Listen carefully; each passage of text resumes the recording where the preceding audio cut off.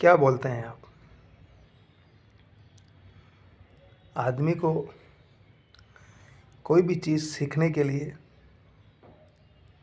सबसे पहले उसे कौन सा काम करना है, पढ़ाई करना है, बिजनेस करना है, नौकरी करना है, व्यापार करना है, गाड़ी चलाना है, ट्रेन चलाना है, प्लेन चलाना है, पहले स्पेसिफाइड करने की आवश्यकता है कि भाई मैं इस फील्ड में जाना चाहता हूँ और मेरे अंदर ये कला है कि मैं अच्छा लिख सकता हूँ, मैं अच्छा बोल सकता हूँ, मेरा लुक अच्छा है, मैं हीरो टाइप दिखता हूँ तो मुझे एक्टिंग में जाना चाहिए, मुझे पहले ड्रामा से शुरुआत करना चाहिए, मेरी राइटिंग अच्छी है तो मैं स्क्रिप्ट राइटिंग का काम कर सकता हूँ, मेरा दिमाग अच्छा चलता है मैं बहुत जल्दी कहानियाँ बना लेता हूँ तो मुझे फ़िक्शन लिखना चाहिए, कहानी लिखनी चाहिए, उपन्यास लिखना चाहिए,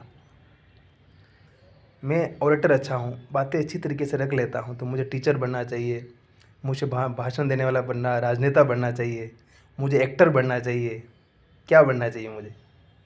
तो पहले डिसाइड करेगा आदमी, फिर उस पे काम करना शुरू करना पड़ेगा।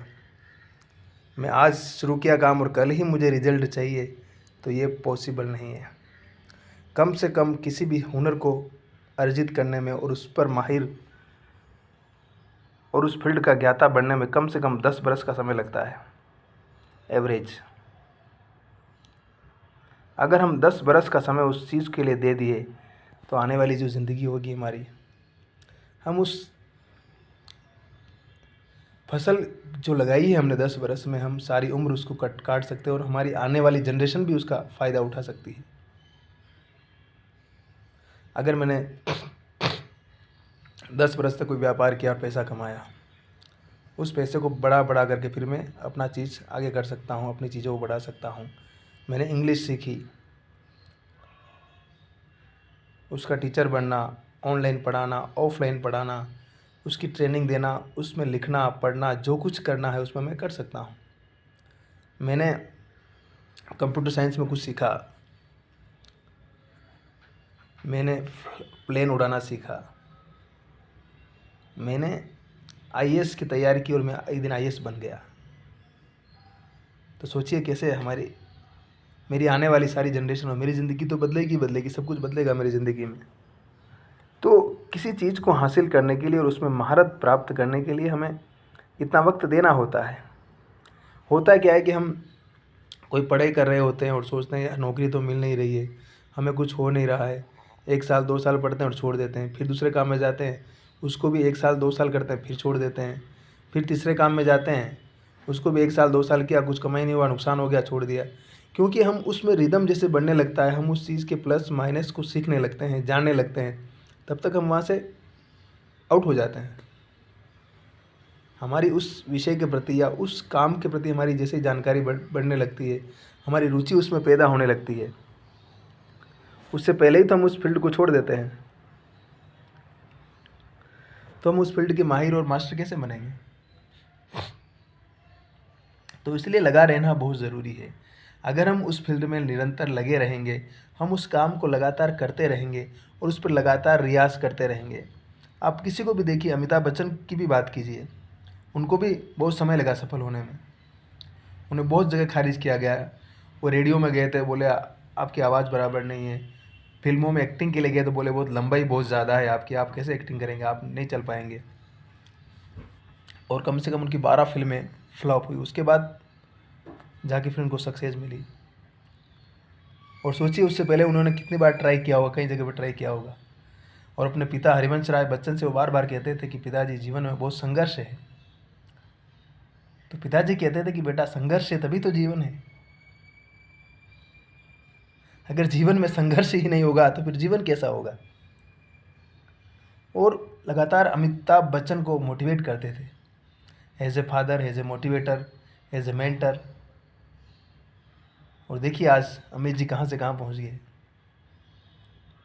80-81 साल की उम्र में भी आज वो आदमी काम कर रहा है और सुपरस्टार है। उनके सामने बड़े बड़े लोंडे लफाड़े फेल हो जाते हैं। तो ज़िंदगी में कुछ ऐसा ही है।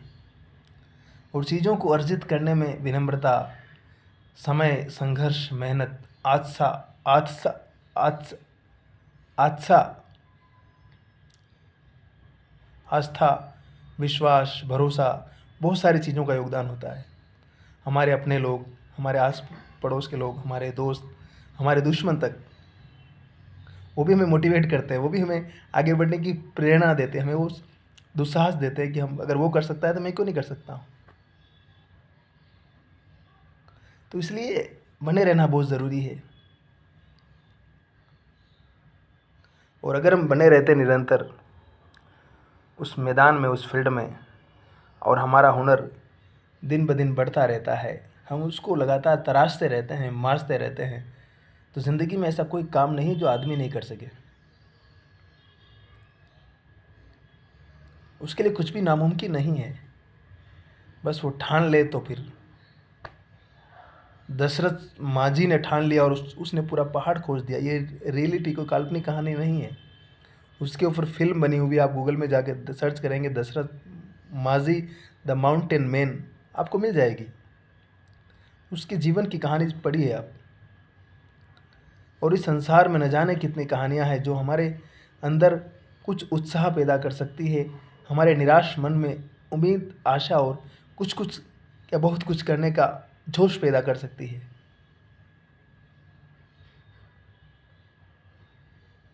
निराला कहते हैं ना कि जागो फिर एक बार। क्यों कहते हो? ट्राई करो, अगेन अगेन ट्राई कीजिए। आप हार गए तो क्या हो गया? हार जीत चलती रहती है।